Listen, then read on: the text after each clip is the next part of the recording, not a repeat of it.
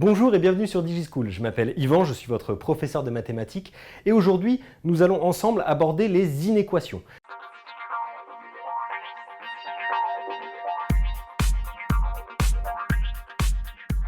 Je vous invite, si ce n'est pas déjà fait, à visionner la vidéo de cours sur les équations du premier degré à une inconnue qu'il est très important de maîtriser pour pouvoir aborder ce nouveau chapitre. Alors, commençons déjà par définir ce que l'on appelle une inéquation. Une équation, je vous le rappelle, c'est une égalité dans laquelle il y a un nombre inconnu. Eh bien, par extension, une inéquation, c'est tout simplement une inégalité dans laquelle un des nombres est inconnu. Ce nombre est toujours désigné par une lettre, en général la lettre x.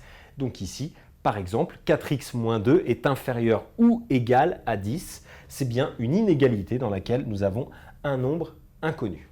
Alors, à la différence des équations du premier degré ou des équations produits nuls que nous avons vues qui ont un nombre fini de solutions, les inéquations ont une infinité de solutions. Et ça, il est très important de le mémoriser puisque, bien entendu, on ne va pas pouvoir dire les solutions de l'inéquation sont un tel et un tel. Ce n'est pas possible, étant donné qu'il y en a une infinité. On va avoir une nouvelle méthode pour pouvoir représenter ces solutions que nous verrons par la suite. Pour résoudre une inéquation, rien de nouveau. Ce sera exactement la même méthode que pour les équations. La seule chose à laquelle il va falloir faire attention, c'est que quand on va diviser ou multiplier par un nombre négatif, le sens de l'inégalité va changer. Pas de panique, si vous suivez mes astuces, logiquement, vous n'aurez jamais à diviser ou à multiplier par un nombre négatif. Cependant, il faudra être bien attentif et toujours faire la même chose. On va voir un exemple tout de suite avec une méthode de résolution sur une inéquation particulière qui est l'inéquation 4x plus 3 supérieure ou égale à 2x moins 7. Je vous le disais, la méthode est exactement la même que pour les équations du premier degré. Autrement dit, première étape, je regroupe les termes en x d'un côté de l'inégalité. Deuxième étape, je regroupe les nombres seuls de l'autre côté. Et troisième étape, je me ramène à x d'un côté de l'inéquation. Ça va être donc toujours la même chose. Et je vous rappelle une règle extrêmement importante qui n'avait pas tant que ça d'utilité pour les équations, mais qui en aura beaucoup pour les inéquations. Pour la première étape, le terme en x que vous allez déplacer sera toujours celui qui a le plus petit coefficient. C'est comme ça que vous choisissez. Ne vous dites pas, je vais toujours regrouper à gauche du signe égal ou à droite du signe égal. Non, il faut se dire, le terme en x que je déplace est celui qui a le plus petit coefficient. Commençons donc ici sur notre exemple. 4x plus 3 supérieur ou égal à 2x moins 7. Ici, j'ai le choix entre 4x et 2x. Bien évidemment, comme je déplace le plus petit, je vais déplacer 2x. Donc je prends 2x que je vais déplacer à gauche. Je vais donc avoir 4x plus 3 moins 2x supérieur ou égal à moins 7. Je vais pouvoir réduire mon membre de gauche. 4x moins 2x, ça va faire 2x. 2x plus 3 est supérieur ou égal à moins 7. Ensuite, je passe à l'étape numéro 2. Je regroupe les nombres seuls de l'autre côté. Autrement dit, je vais envoyer plus 3 de l'autre côté pour pouvoir laisser les x tout seuls. Donc je prends plus 3, je l'envoie à droite. Je vais donc avoir 2x supérieur ou égal à moins 7 et plus 3 qui devient moins 3. Autrement dit, 2x supérieur ou égal à moins 10. Enfin vient la dernière étape, et c'est là qu'on peut éventuellement rencontrer des problèmes.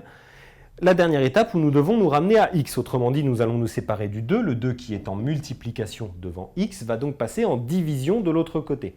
Si jamais on avait eu un nombre négatif devant x, alors le sens de l'inégalité, qui est comme ça, aurait changé dans l'autre sens. Et c'est là qu'il faut vraiment faire très attention à ce qu'on fait. Mais encore une fois, si vous avez suivi ma méthode, je reviens rapidement là-dessus, de déplacer le plus petit des deux de l'autre côté, dans votre soustraction, vous aurez forcément un résultat positif. Et c'est pour ça qu'il faut bien faire attention à ça. Comme ça, vous n'avez plus à vous embêter, à vous poser la question sur ce sens de l'inégalité qui change ou qui ne change pas. Ici, il ne changera pas. Donc je vais me séparer du 2, que je vais envoyer de l'autre côté. Ça va nous donner x supérieur ou égal à moins 10 divisé par 2, autrement dit x supérieur ou égal à moins 5. Ce qui veut dire que les solutions de mon inéquation 4x plus 3 supérieur ou égal à 2x moins 7, ce sont tous les nombres x qui sont plus grands que moins 5 étant compris là-dedans. Donc n'importe quel nombre plus grand que moins 5 y compris, sera solution de cette inéquation qui est ici. Je peux faire un test, par exemple, je prends 0, 0 qui est plus grand que moins 5, bah, je vais remplacer x par 0, 4 fois 0 ça fait 0, plus 3 ça fait 3, là 2 fois 0 ça fait 0, moins 7 ça fait moins 7, 3 est bien supérieur ou égal à moins 7, donc ça a l'air de fonctionner.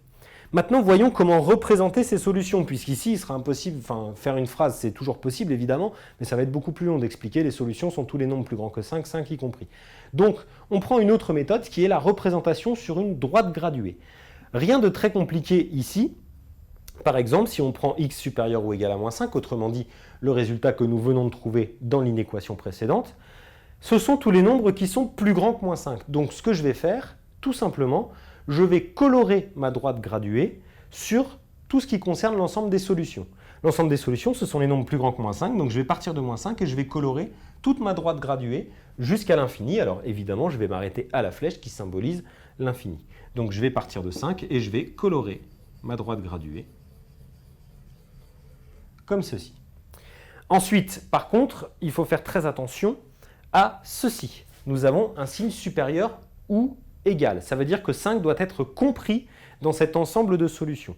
Alors pour ça, on va utiliser un crochet qui va nous dire est-ce que je prends 5 dans l'ensemble ou est-ce que je ne le prends pas dans l'ensemble. Le crochet, ici je vais le mettre sur moins 5 donc, et je vais le tourner vers mon ensemble pour signifier que je prends 5 dans l'ensemble des solutions. Je veux que 5 soit à l'intérieur, donc je tourne le crochet vers l'intérieur de l'ensemble des solutions. Un deuxième exemple, x cette fois-ci, strictement inférieur à 3. Donc strictement inférieur à 3, je vais d'abord commencer par colorer ma partie de droite graduée qui correspond aux nombres qui sont plus petits que 3. Donc je vais partir de 3 et je vais encore une fois colorer ma droite graduée. Et ensuite, je vais me servir du crochet pour dire est-ce que 3 est compris dans cet ensemble ou pas. Cette fois-ci, x doit être strictement inférieur à 3, ce qui veut dire que 3 n'est pas compris. Donc 3 ne doit pas être à l'intérieur de cet ensemble de solutions, autrement dit, il doit être à l'extérieur. Donc je vais tourner mon crochet vers l'extérieur. Voilà pour ce qui est de la représentation des solutions sur une droite graduée. Alors, bien évidemment, rien ne vaut un entraînement pour pouvoir s'habituer à représenter les solutions de cette manière. Cette vidéo est maintenant terminée. Je vous invite à visionner la vidéo suivante pour quelques exercices d'application sur ces inéquations. Et je vous dis à bientôt sur DigiSchool.